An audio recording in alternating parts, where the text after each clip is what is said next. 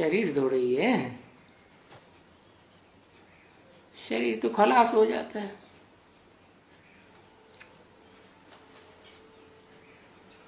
आत्मा थोड़ा ही खलास हो जाती है। आत्मा तो एक शरीर छोड़ दूसरा शरीर ले लेती है। तो आत्मा समझने से देह का भान निकलता जाता है।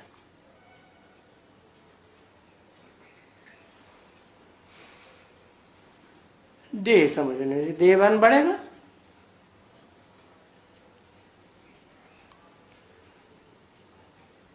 और देह समझने से जात पात का भी देह अभिमान बढ़ता है।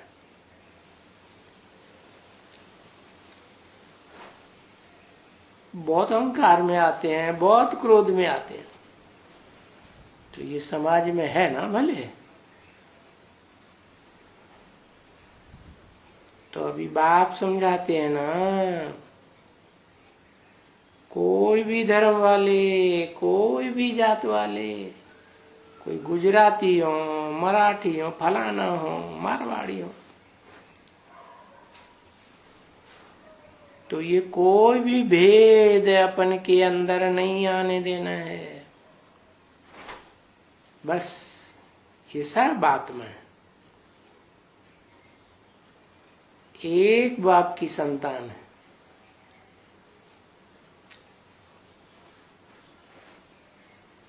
क्योंकि अभी नई स्वर्ग की दुनिया में जाना है, तो सारा देह का अहंकार खत्म करना है।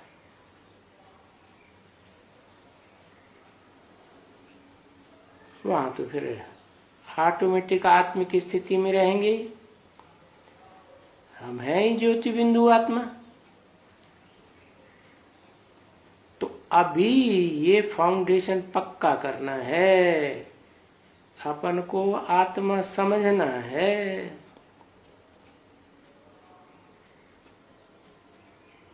मूल बात ये रहती है। और बच्चों को बाबा बार बार कहते हैं कि जबकि बेहद के बाप के बच्चे बने हो, और बेहद के बाप के बच्चे अपन को भाई भाई समझते हो,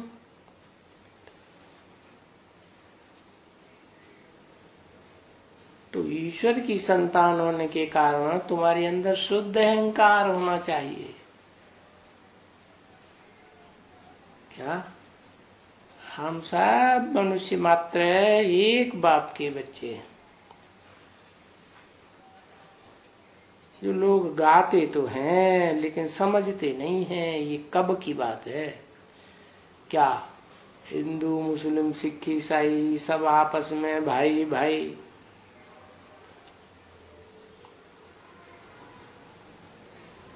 अरे जरूर परमात्मा की संतान बने होंगे ना। परमात्मा की संतान है तो परम ते परम पाठधारी है ना। कोई आत्मा है ना भाई, परिवार में बाप ही बड़ा होता है ना। तो तुमको ये शुद्ध अहंकार आना चाहिए। वो होता है शुद्ध अहंकार देह का, क्योंकि देह का विनाश होता है तो कितनी अशुद्धि आ जाती है, कितनी चारों ओर बदबू फैलती है। और आत्मा तो अविनाशी है, इसका विनाश तो होता नहीं। आत्म भाव है शुद्ध भाव, तो ये है शुद्ध अहंकार। क्या क्या अहंकार? कि हम ऊंच ते ऊंच बाप के बच्चे हैं।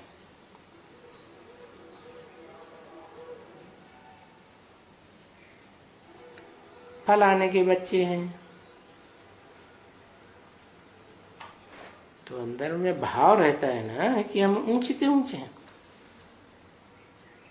ईश्वरीय संतान है, यानी ईश्वर के कुल भी तो हो गए। तो ईश्वर के कुल भी हो तो फिर ईश्वर जब साकार में आते हैं तो ब्रह्मा के बच्चे ब्राह्मण कुल के भी हो गए।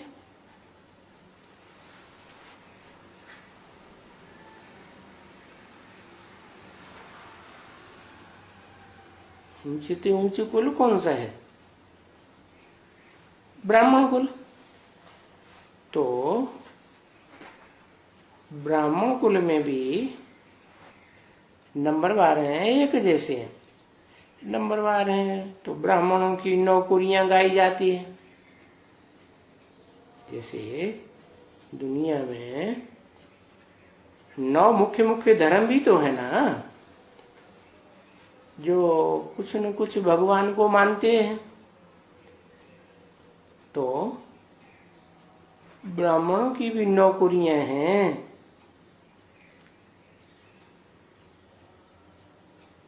फाउंडेशन यहां से पड़ता है।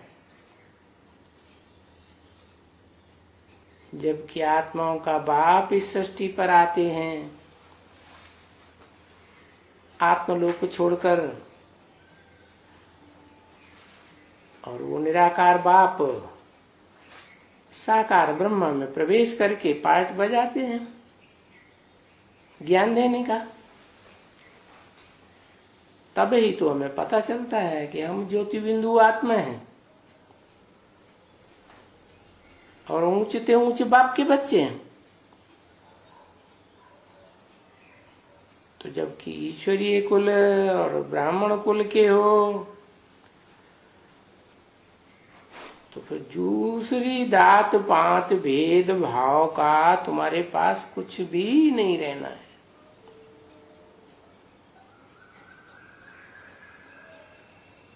यहाँ कोई कच्चे बच्चे आते हैं, कई प्रकार के कच्चे बच्चे आते हैं, ठीक है ना बच्चे। कोई तो साहूकार आते हैं, कोई गरीब आते हैं, कोई फिर अपोजिशन करने वाले भी आ जाते हैं।